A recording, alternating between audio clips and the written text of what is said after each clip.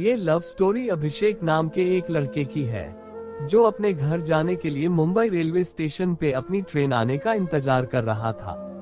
तो चलिए हम जानते हैं कि अभिषेक की प्रेम कहानी की शुरुआत कैसे हुई।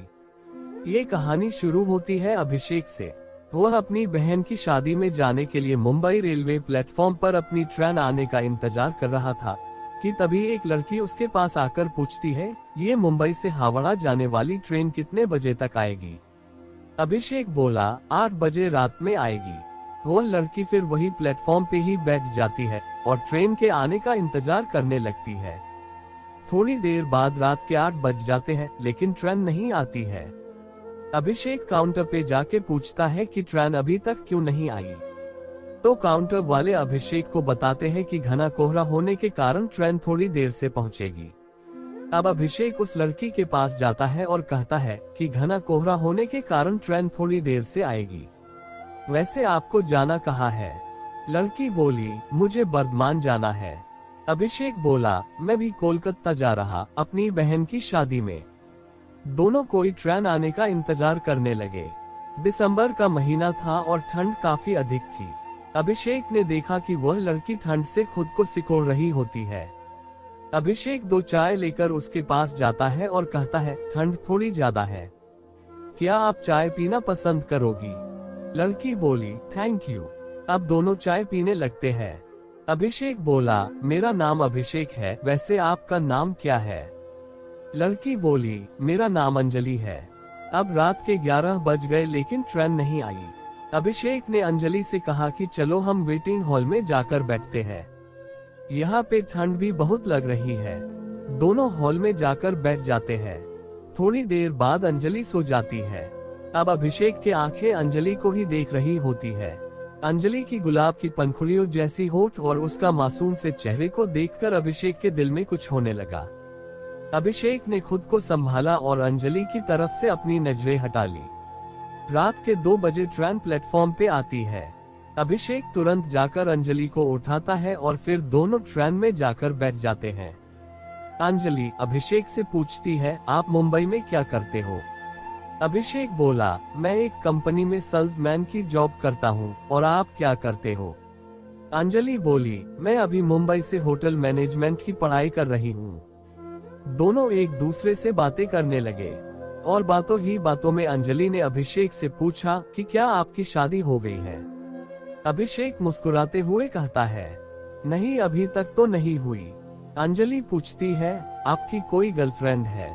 अभिषेक बोला, नहीं मेरी कोई गर्लफ्रेंड भी नहीं है, वैसी कोई अच्छी लड़की मुझे मिली ही नहीं। अंजलि बोली, कैसी लड़की चाहिए आपको, जरा हमें भी बताइए। अभिषेक बोला, बिल्कुल आपकी जैसी। अंजलि बोली, मेरी जैसी ही क्यों? अभिषेक बोला, आप बहुत ही प्यारी और मासूम हो और आपकी ये प्यारी प्यारी बातें मुझे अच्छी लगती है। अंजलि बोली, अच्छा जी ये बात है, तो चलिए अब हम आपके लिए कोई मासूम ही लड़की ढूंढती हूँ। आप अपना फोन नंबर हमें दे दो ताकि लड़की मिलने के बाद कांटेक्ट हो सके। अभिषेक तुरंत अपना फोन नंबर अंजलि को देता है। थोड़ी देर बाद अंजलि सो जाती है लेकिन अभिषेक को नींद ही नहीं आती है।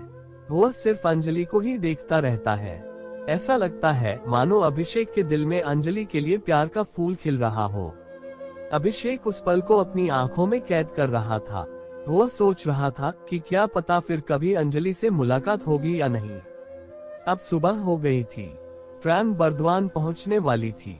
अंजलि अभिषेक से कहती है, मेरी मंजिल आ गई, अब मैं चलती हूँ। अभिषेक थोड़ा उदास हो जाता है। उसे ऐसा लगता है कि कोई अपना उसे छोड़कर जा रहा है। ट्रेन बर्धमान स्टेशन पे रुकती है और अंजलि मुस्कुराते हुए अभिषेक को अलविदा कहती है। अभिषेक ट्रेन की खिड़की से अंजलि की तरफ देखता है। अंजलि भी अभिषेक को आखिरी बार पीछे मुड़कर देखती है। उसके दिल में भी अभिषेक के लिए कुछ फीलिंग्स थी। ट्रेन अब स्टेशन से चल पड़ती है लेकिन अभिषेक अभी भी अंजलि को ही याद कर रहा था। कुछ समय बाद अभिषेक के फोन पे एक मैसेज आता है जिसमें लिखा था, तुम्हारे लिए लड़की मिल गई, उसका नाम अंजलि है और ये उसका फोन नंबर है। अभिषेक ने तुरंत उस नंबर पे कॉल किया और अंजलि ने कॉल रिसीव किया। अंजलि बोली, तो लड़की कैसी लगी आपको? अभिषेक बोला, बहुत अच्छी लगी। अंजलि बोली, तो शादी करना चाहोगे? अभिषेक बोला, जी बिल्कुल करना चाहूंगा। अंजलि बोली, तो आ जाइए बर्दवान। अब मानो अभिषेक की खुशी का ठिकाना नहीं रहा। उसे उसकी सपनों की रानी जो मिल गई थी। अभिषेक घर पहुंचने तक अंजलि से ही बातें करता रहा। ये कहानी यही समाप्त होती। दोस्तों, उम्मीद करता हूँ कि यह कहानी आपको अच्छी लगी होगी। ऐसी ही मजेदार कहानी सुनने के लिए हमारे चैनल को सब्सक्राइब जरूर करें।